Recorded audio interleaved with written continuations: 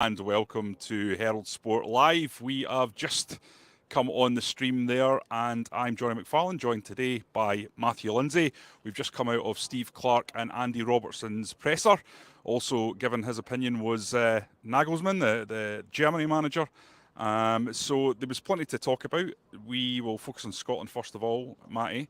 First of all, what a surroundings. Before we get to any of that, what a surroundings we're in. This is not bad. It's a bit special. The one thing I would say about it is awful quiet. It might not be like that tomorrow night. It's going to be mental. It's going to be amazing. It's one of football's great stadiums, I would say. It's just sensational. I'm really looking forward to tomorrow night. Yeah, the pictures don't really do it justice. It's one of these stadiums that it's not in individual stands, it's all the way around. So you just feel completely enveloped. And you've got to imagine that tomorrow this is going to be like nothing they've ever seen or heard before, because we know the Tartan Army are out in force. If you walk around Munich, I've been going on about it all day.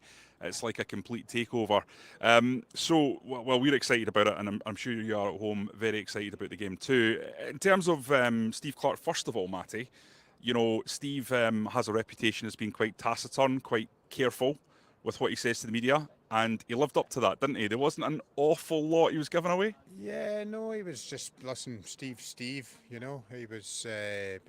was how he is. I mean, he wasn't disrespectful to anyone. He answered all the questions that he was asked honestly and fully. It's just his nature, I suppose. The only one that can get a decent interview is Steve Clarke is Danny Garavelli. in Nutmeg Herald Euro 2024 special. We plug there. I'd like to think I can get a good interview out of him as well, Jonny. Absolutely, Matthew. I don't know why I said that. I got that completely wrong. But no, he was.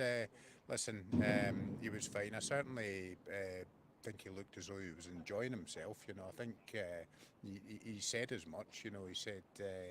It's great to be here. I mean, how can't you enjoy coming to the Allianz Arena for the first game of the Euro 2024 finals against Germany? So I think he kind of exuded a sort of confidence. He looked quite confident. He looked like a man that has done his homework, hasn't left any stones unturned, and is ready to go in the first match of the Euros. Yeah, and I suppose that's the big line from the Steve Clarke presser, was that everyone's fit and raring to go. There's no injuries, there's no problems, everyone's bang at it. And to move into Andy Robertson, because there's just a lot more to talk about.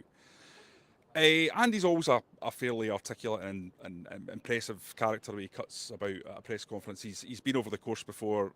He's at a Premier League club, an elite Premier League club, so he's used to it. He's used to that kind of media scrutiny. But there's that, and then there's carrying the nation's hopes on your shoulders ahead of the biggest game that he's ever played in terms of international levels, the biggest game Scotland's played since 1998. And I just thought he gave a performance today, that presser, that gave me a lot more confidence looking at this game, because you just really feel like from that today, he gets it. He gets the historical significance. He gets the context. He's looked at this group and he's seen Germany tough, yes, very tough, but if you're going to get them in the first game. And then there's those two games afterwards against Switzerland and Hungary. What an opportunity for Scotland. And I think, and I hope you agree, I'm sure you'll give me your take once I stop rabbiting on, is that Andy was bang up for it. He looks ready. Yeah. No, he completely agree. He's not fazed by his surroundings. He's been here before with Liverpool. I mean, he's going to be captaining his country for the 50th occasion tomorrow. I mean, you couldn't really have a better guy to be leading you out. He's used to playing at this level in these kind of stadiums against these quality of teams, and he's not the only one as well. I think that's the thing that gives me a little bit of hope, in that you have McTominay, Robertson, Tierney, McGinn. Am I missing anyone out there? Guys that have Callum McGregor, Billy Gilmore. You've got guys that play against world-class players and world-class teams in huge arenas on a weekly basis, and have a Euros under their belt. It's not like 3 years ago when this was all new and different. They've been there, they've done it, they know what to expect. I think that is a huge thing, and I think within that group that I mentioned, there will be a determination to come here and not make up numbers, to come here and compete and go through and show that Scotland are a decent international team themselves. Yeah, and very few teams arrive as a finished article, and of course we all know that was disappointing in Euro 2020, played in 2021. In terms of the two games outside the big one against England, terrific performance there at Wembley, but Czech Republic and Croatia, I think there was a lot of criticism, rightly so, but you've got the sense with the way Steve Clarke's talked about those games and that tournament, they've learned from it. And Andy, the way he talked about, we had that one, that was part of the journey, just getting there. You had to sort of get the monkey off your back. But you felt like he was talking about it as if it was on an ascension up a hill. It wasn't, we're just happy to be here. And I feel like he thinks, and I'm assuming by extension the squad thinks, that the next stage is the last 16. Yeah, just to touch on the points you made there about Euro 2020 and the Czech and the Croatia performances, I actually thought they were okay against the Czechs. I think the problem that they had against the Czechs was they had nothing in the final third, and they had a quality striker. That was a difference. I think in the match against Croatia, you're playing against the Russia 2018 finalists, and Clarke has admitted that the mistake that he made was not freshening his team up enough. He's not going to make that mistake here. He has learned from that. He will make changes game to game. If he plays the same team against Switzerland as he does against Germany, he'll certainly freshen it up for Hungary. I think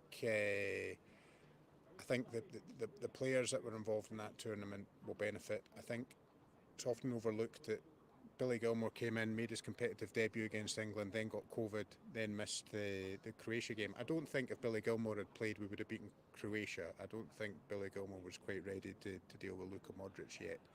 But having Billy Gilmour, hopefully, available for these three games will be absolutely huge. Yeah. I think he potentially could be a breakout player from these finals. I think if you look at anyone in the Scotland team, he's the guy that could kind of announce himself on the world stage in the next 10 days or whatever it is. Yeah, I think you look at the players that have succeeded midfield for Scotland and at the international level over the last 25 years. You think about people like John Collins, Gary McAllister, Paul McStay, Barry Ferguson, guys that can handle the ball. Mm-hmm. And that to me is what sets Billy Gilmour apart, even in this squad full of talented guys, is that you can give him the ball in any tight situation and he's going to deal with it. He's a young guy and he has bad games, but I'm totally with you. I think he's the shining star. He needs to play every game for me. I would not be having a Scotland team without Billy Gilmour, just for that reason. International football is about controlling the play. You don't get the same level of tactical sophistication that you get in Champions League.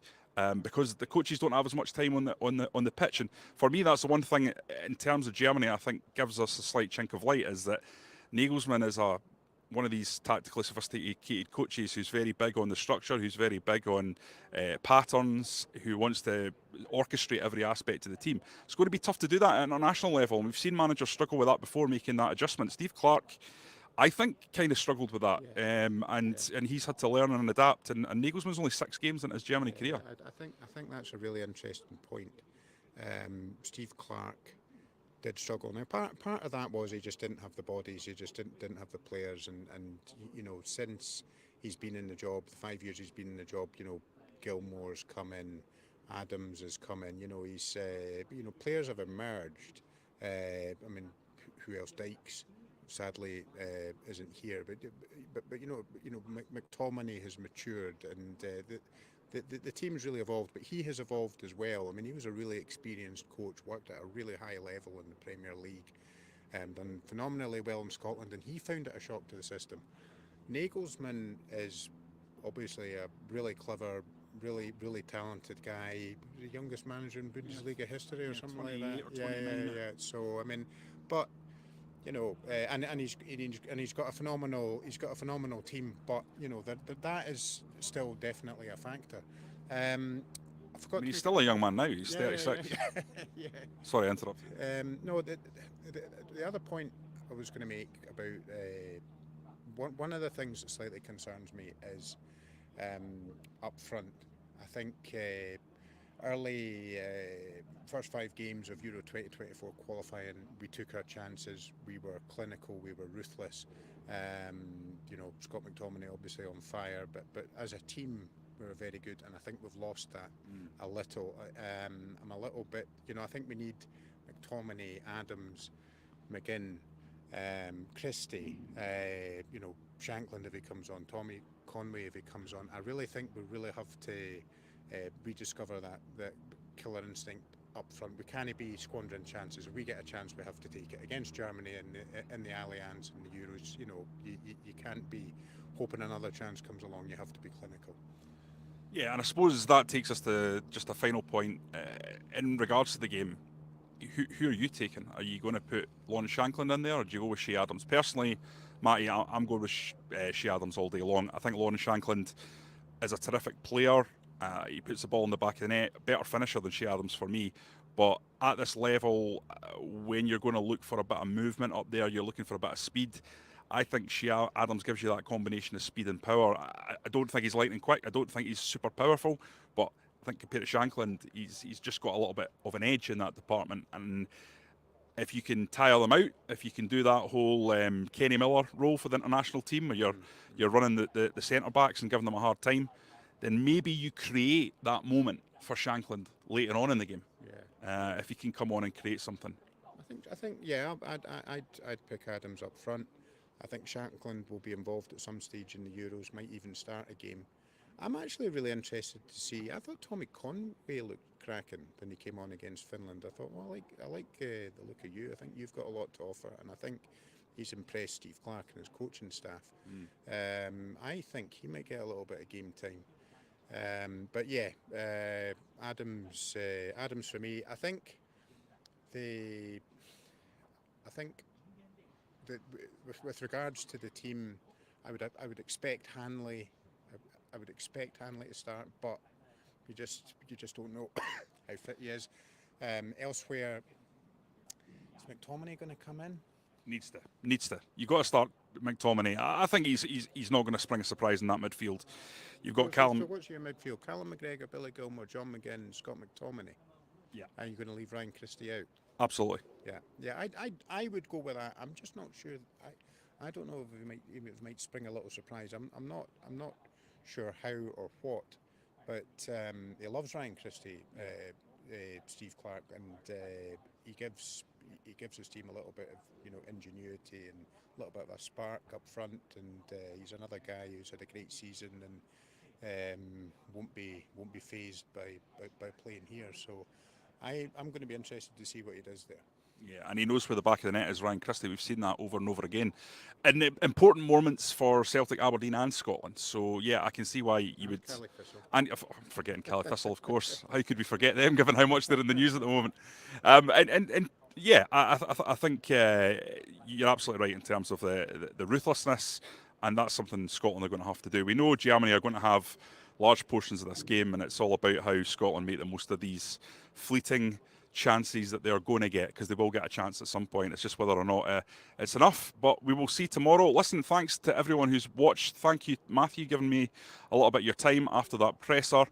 We will be back tomorrow. We'll have a half an hour podcast in the morning, certainly into the early afternoon, and then we will be getting our way here for this game quite early. We know that there's the massive spectacle that will accompany or will be on before the game, which is always interesting to say the least.